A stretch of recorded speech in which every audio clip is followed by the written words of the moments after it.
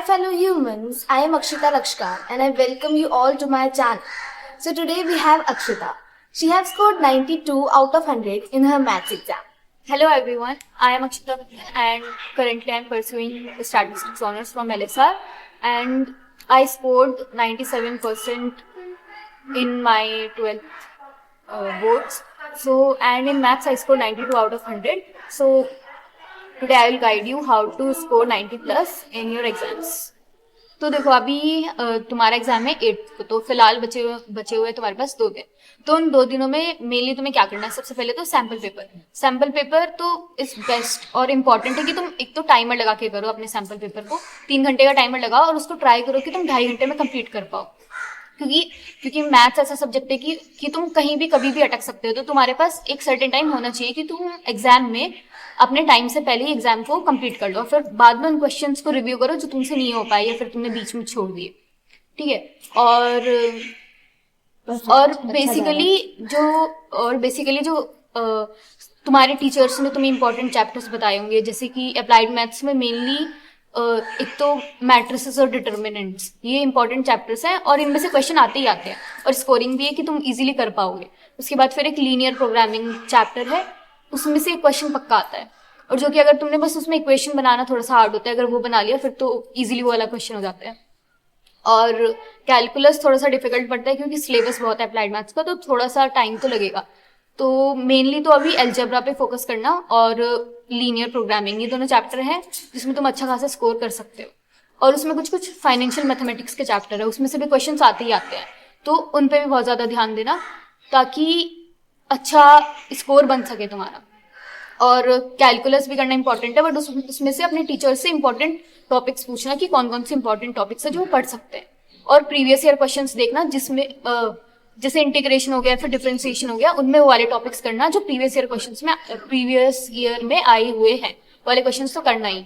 और तो उसके बाद एक इम्पॉर्टेंट चीज कि जितने भी फॉर्मूलाज हैं उन सबको एक शीट पे लिख लो और एग्जाम में जाने से पहले सुबह उठ के एक बार वो सारे के सारे फॉर्मूलाज एक बार रिव्यू कर लेना, क्योंकि एग्जाम में जाने के बाद पता नहीं चलता, माइनस का प्लस, प्लस का माइनस हो जाता है।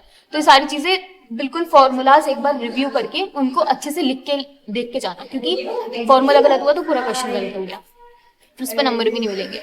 और जो क्वेश्चन ये तो सबसे बड़ी इंपॉर्टेंट चीज है कि फॉर्मूला शीट बनाओ और उसको दिन में, अभी 2 दिन है तुम्हारे पास, कम से कम 3-4 बार तो एक दिन में रिवाइज करो ही करो।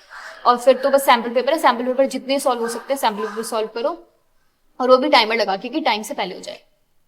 बेसिकली इन दोनों दिनों में तुम्हें ये करना है। एग्जाम में अब तुम्हें क्या करना है कि जो 5 मार्कर या 6 मार्कर जो भी बड़े बड़े क्वेश्चन होते हैं, सेक्शन डी होता है जहां तक बता दे, तो सेक्शन डी जैसे जो बड़े सेक्शंस हैं उनको पहले अटेम्प्ट करो। अगर तुम्हें वो क्वेश्चन आते हैं तो पहले उनको अटेम्प्ट करो, क्योंकि टाइम के एंड में जाते जाते ना हम पैनिक करने लग जाते हैं कि हमारा पेपर नहीं हुआ, हमारा 5 मार्क्स का 6 मार्क्स का क्वेश्चन अभी बचा हुआ है, तो उसमें पैनिक होने लग जाता है। तो बेसिकली करना क्या है कि सबसे पहले सेक्शन डी से स्टार्ट करो, सेक्शन डी पहले कंप्लीट करो, सेक्शन डी कंप्लीट होने के बाद सेक्शन सी पे जाओ, फिर सेक्शन बी, फिर सेक्शन ए। एमसीक्यूज को लास्ट में कर, क्योंकि एमसीक्यूज ऐसे कि अगर तुम एक तो एमसीक्यूज जल्दी सॉल्व भी हो जाता है और ऊपर से उसमें ऐसा नहीं है कि तुम्हें पूरे स्टेप्स करके दिखाने, तुम रफ में करोगे फटाफट तो तुम आंसर निकाल के लिख सकते हो अगर तुम एंड में जा रहे हो। और स्टार्टिंग में क्या होता है, हमारे पास टाइम होता है तो हम सोचते अभी तो टाइम है हमारे पास, हम धीरे धीरे एमसीक्यूज वगैरह सॉल्व करने में लग जाते हैं। तो सबसे पहली लास्ट वाले सेक्शन से शुरू करो और धीरे धीरे आगे की तरफ बढ़ो।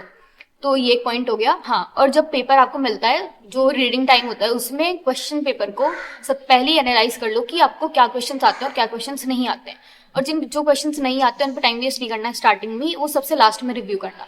पहले जितने भी सारे क्वेश्चंस आते हैं पीछे से स्टार्ट करना, और जितने भी सारे जो क्वेश्चंस आते जाएंगे उन सबको सॉल्व करते चलना।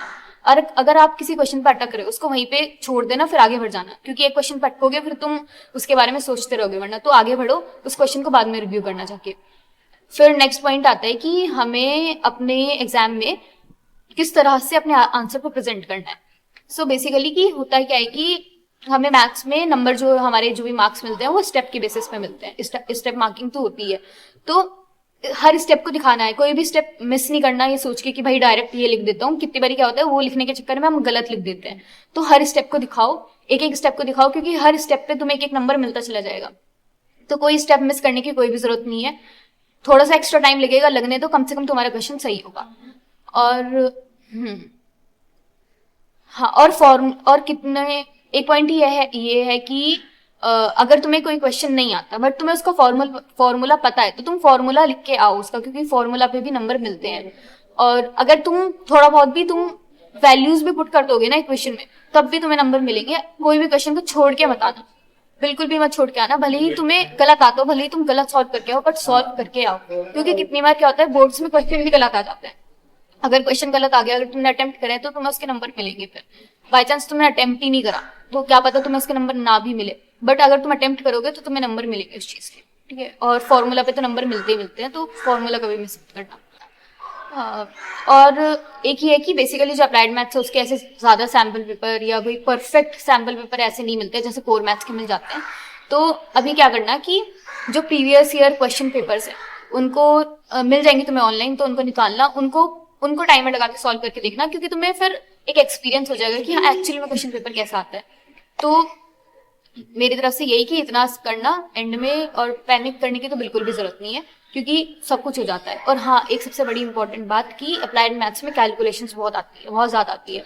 तो जहाँ पे तुम्हें लग रहा है कि यहाँ पे इस कैलकुलेशन में बहुत ज्यादा टाइम लगने वाला है, उसको तभी की तभी उधर ही रोक देना, आगे बढ़ जाना, क्योंकि उसकी वजह से तुम्हारा बहुत टाइम वेस्ट हो जाएगा और तुम्हारा पेपर छूट सकता है। तो इसीलिए उस पॉइंट पे तो बिल्कुल मत करना, आगे वाला जो भी है आगे बढ़ जाना, मतलब। तो बस इतना ही रखते हैं, और पैनिक मत करना, सब अच्छे से हो जाएगा। और नंबर की टेंशन बिल्कुल मत लेना, बोर्ड्स है मिल जाएंगे, बस पूरी शीट्स भर के आना और कुछ छोड़ के मत आना, बस इतना ही है। और thank you for watching, like, subscribe and share and comment. All the best, guys. All the best. You will rock it. Exactly. Bye.